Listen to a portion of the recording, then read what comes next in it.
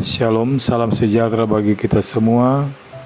Mari saat ini kita belajar firman Tuhan yang terdapat dalam Injil Lukas pasal 14 ayat 25 sampai ayat 35. Demikian bunyinya. Segala sesuatu harus dilepaskan untuk mengikut Yesus. Pada suatu kali banyak orang berduyun-duyun mengikuti Yesus dalam perjalanannya. Sambil berpaling ia berkata kepada mereka, "Jikalau seseorang datang kepadaku dan ia tidak membenci bapaknya, ibunya, istrinya, anak-anaknya, saudara-saudaranya laki-laki atau perempuan, bahkan nyawanya sendiri, ia tidak dapat menjadi muridku. Barang siapa tidak memikul salibnya dan mengikut aku, ia tidak dapat menjadi muridku. Sebab siapakah di antara kamu yang kalau mau mendirikan sebuah menara tidak dahulu membuat anggaran biayanya, kalau cukup uangnya untuk menyelesaikan pekerjaan itu, supaya jikalau ia sudah meletakkan dasarnya dan tidak dapat menyelesaikannya, jangan-jangan semua orang yang melihatnya mengejek dia sambil berkata, orang itu mulai mendirikan tetapi ia tidak sanggup menyelesaikannya. Atau raja manakah yang kalau mau pergi berperang raja lain tidak duduk dahulu untuk mempertimbangkan apakah dengan 10.000 orang ia sanggup menghadapi lawan yang mendatanginya dengan 20.000 orang?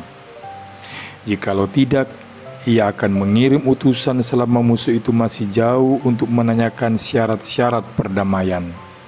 Demikian pula lah tiap-tiap orang di antara kamu yang tidak melepaskan dirinya dari segala miliknya tidak dapat menjadi muridku. Garam memang baik, tetapi jika garam juga menjadi tawar, dengan apakah ia diasinkan? Tidak ada lagi gunanya, baik untuk ladang maupun untuk pupuk, dan orang membuangnya saja. Siapa mempunyai telinga untuk mendengar, hendaklah ia mendengar." Saudara-saudara yang Kristus kasihi, jika diadakan pemungutan suara tentang manakah ayat di Alkitab yang paling sulit dimengerti, saya menduga ayat berikut akan mendapat suara terbanyak. "Jikalau seorang datang kepadaku dan ia tidak membenci bapaknya, ibunya, istrinya, anak-anaknya, saudara-saudaranya laki-laki atau perempuan, bahkan nyawanya sendiri, ia tidak dapat menjadi muridku." Sebenarnya apa arti ayat ini? Ada yang berpendapat demikian. Seorang anak perempuan begitu fanatik dengan suatu kelompok persekutuan, ia bahkan sampai meninggalkan semuanya, sekolahnya, pekerjaannya, dan rumahnya. Mungkin ia ikut dan bekerja 24 jam untuk pendeta yang sangat ia kagumi. Ia tidak pernah pulang lagi, kecuali sekali-kali dan hanya sebentar untuk mengambil pakaian lalu pergi lagi. Dan orang tuanya tentu saja sangat khawatir karena ia adalah seorang anak gadis. Dibujuk tidak mempan, dipukul juga tidak mempan. Sampai akhirnya ia mengatakan, "Mama sudah bukan mama saya lagi, kita putus hubungan." Dan ia pun mengutip ayat di Injil Lukas tersebut. Kita tentu tahu itu tidak benar, dan tentu bukan itu yang dimaksudkan Yesus. Dalam Matius 15 ayat 4 dikatakan, "Sebab Allah berfirman, hormatilah ayahmu dan ibumu, dan lagi siapa yang mengutuki ayahnya atau ibunya pasti dihukum mati." Bagaimana mungkin dia mengajarkan orang untuk membenci orang tuanya?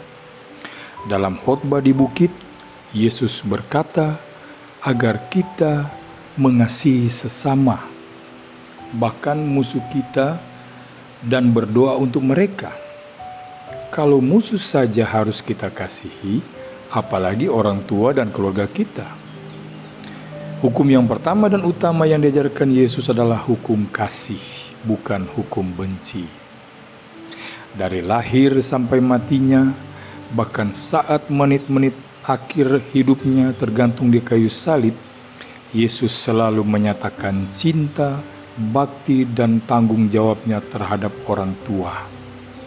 Jadi sangat jelas bahwa Yesus tidak menghendaki kita untuk membenci orang tua kita, anak kita, saudara kita, atau siapapun juga.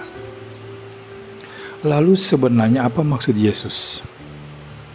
Ada orang yang mengatakan bahwa mungkin terjemahannya yang salah. Pada waktu itu kan Yesus mengucapkan dalam bahasa Aram, lalu Lukas menuliskannya dalam bahasa Yunani. Mungkin saja penerjemahnya salah, itu kata-kata orang-orang tersebut. Ya, itu bisa saja terjadi. Pertama, kemungkinan salah penerjemahan itu sangat kecil. Bahkan dapat dikatakan tidak mungkin. Kita harus percaya Roh Kudus telah menguasai Lukas, sehingga hal itu tidak mungkin terjadi. Kedua, kita tahu Lukas adalah seorang Yahudi, dan karena itu ia menguasai bahasa Aram dengan sangat baik. Dan bahasa Yunani di kitab Lukas dan kitab Kisah Para Rasul adalah bahasa Yunani terbaik dalam Perjanjian Baru. Jadi Yesus memang mengatakan, jikalau seorang datang kepadaku dan ia tidak membenci bapaknya, ibunya, istrinya, anak-anaknya, saudara-saudaranya laki-laki atau perempuan, bahkan nyawanya sendiri, ia tidak dapat menjadi muridku. Mengapa Yesus mengatakan hal itu? Kalau kita membaca ayat-ayat selanjutnya, kita akan mendapat beberapa penjelasan. Pertama, Yesus hendak mengatakan bahwa mengikut Dia itu tidak gampang. Ada harga yang harus kita bayar, dan harga itu sangat mahal. Yesus seolah-olah hendak mengatakan, baik kamu mau mengikut saya, tapi sangat baik jika sejak awal kamu mengetahui bahwa hal itu tidak mudah. Sebaiknya kamu tidak usah terburu-buru, daripada di kemudian hari kamu menyesal. Sebaiknya kamu menghitung dulu baru mengambil keputusan. Dan Yesus berkata, sebab siapakah di antara kamu yang kalau mau mendirikan sebuah menara tidak duduk dahulu membuat anggaran biayanya? Atau raja manakah yang kalau mau pergi berperang melawan raja lain tidak duduk dahulu untuk mempertimbangkan apakah dengan 10.000 orang ia sanggup menghadapi lawan yang mendatanginya dengan 20.000 orang? Yesus menghendaki kita untuk menjadi pengikut-pengikutnya dengan sadar, yang tidak hanya ikut-ikutan. Kalau lagi melihat tren seorang pengkhotbah itu, kita rame-rame ikut pada pengkhotbah itu. Itulah yang pertama. Jadilah orang Kristiani yang sadar. Kedua, harga untuk mengikut Yesus itu mahal. Mengapa mahal? Karena Yesus sangat berharga. Dan kita akan memperoleh sesuatu yang sangat berharga jika kita mengikut Dia dengan sungguh-sungguh dan sadar. Seperti yang dikatakan dalam Matius 19 ayat 29. Setiap orang yang karena namaku meninggalkan rumahnya, saudaranya laki-laki atau saudaranya perempuan, atau bapak atau ibunya, atau anak-anak, atau ladangnya, akan menerima kembali 100 kali lipat dan akan memperoleh hidup yang kekal.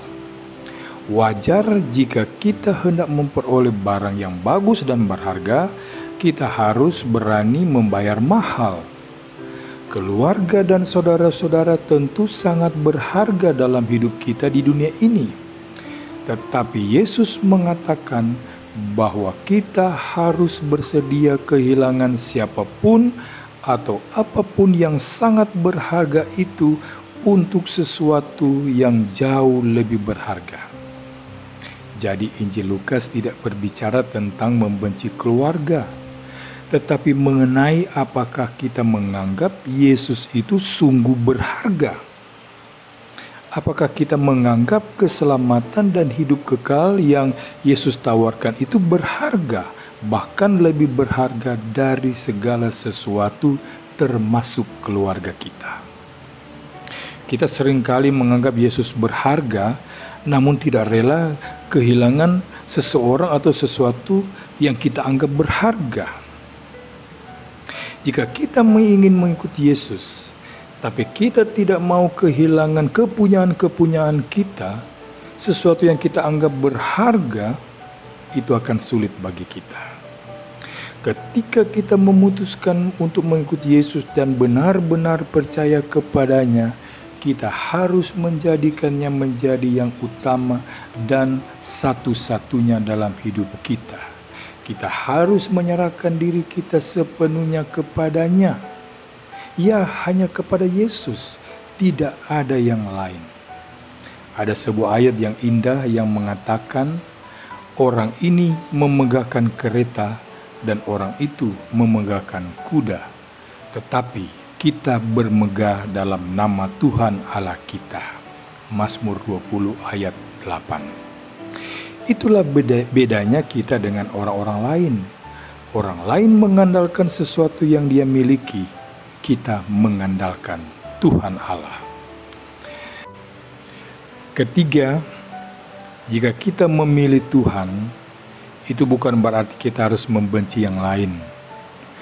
Kalau kita memilih Tuhan menjadikan nomor satu dan satu-satunya dalam hidup kita, kalau kita yakin Tuhan itu cukup bagi kita, maka hubungan kita dengan keluarga, sesama dan saudara-saudara seiman kita justru menjadi lebih baik dan lebih sempurna. Ini yang akan membuat kita lebih mampu untuk mengasihi mereka dengan sepenuh hati, mengampuni kalau mereka bersalah, mengangkat kalau mereka jatuh, membawa mereka kembali kalau mereka tersesat. Dan kalau kita rela kehilangan segala sesuatu bagi Yesus, inilah janji Tuhan. Kita akan memperoleh segala sesuatu yang lain. Itulah sebabnya Yesus mengatakan dalam Matius 6 ayat 33, carilah dahulu kerajaan Allah dan kehendak-Nya, maka semuanya itu akan ditambahkan kepadamu. Kalau kita selalu mengutamakan Tuhan, Dia akan menambahkan segala sesuatu kepada kita. Mungkin ada di antara kita yang bertanya, tetapi kenapa saya tidak? Saya sudah memilih Yesus, malah kehilangan semuanya, bukan mendapat semuanya. Sejak menjadi Kristiani bukan menjadi semakin sehat, saya malah sakit-sakitan. Keluarga saya hancur-hancuran, dagangan rugi, musibah datang beruntun. Ya, saudara, ini bisa terjadi. Banyak orang Kristen juga pernah mengalaminya. Jika hal-hal itu menimpa kita, kita harus bersikap dengan benar. Pertama, jangan mundur, jangan kecil hati, bertahanlah terus. Kedua, relakan itu demi Yesus. Ya, memang sangat berat, tapi kalau kita belum rela untuk kehilangan sesuatu, itu tandanya kita belum sepenuhnya mempercayakan diri kita kepadanya. Rela untuk kehilangan sesuatu bukan berarti kita tidak pedih, tidak perih. Kehilangan sesuatu yang berharga bagi kita itu memang menyakitkan. Tetapi berkatalah, Tuhan, saya rela demi Engkau. Dan kalau tahap ini berhasil kita lalui, saudara, meskipun sangat berat, yakinlah bahwa segala sesuatu akan ditambahkan kepada kita. Kita memang harus yakin, karena hanya dengan itu kita dapat bertahan. Tetapi jangan bertanya kapan Tuhan. Pemazmur juga sering berteriak dan menanyakan berapa lama lagi Tuhan. Pertanyaan itu memang tidak dapat kita jawab. Tetapi yakinlah bahwa Allah kita tahu saat yang tepat. Allah kita tidak pernah terlalu cepat atau tidak pernah terlalu lambat. Tapi Dia pasti bertindak. Jangan bertanya bagaimana caranya. Yakinlah bahwa Tuhan tahu bagaimana cara menolong kita. Yang saya tahu adalah Tuhan akan memakai caranya yang terbaik, yang barangkali tidak pernah kita duga dan kita tidak rencanakan. Tuhan Yesus memberkati kita semua. Amin.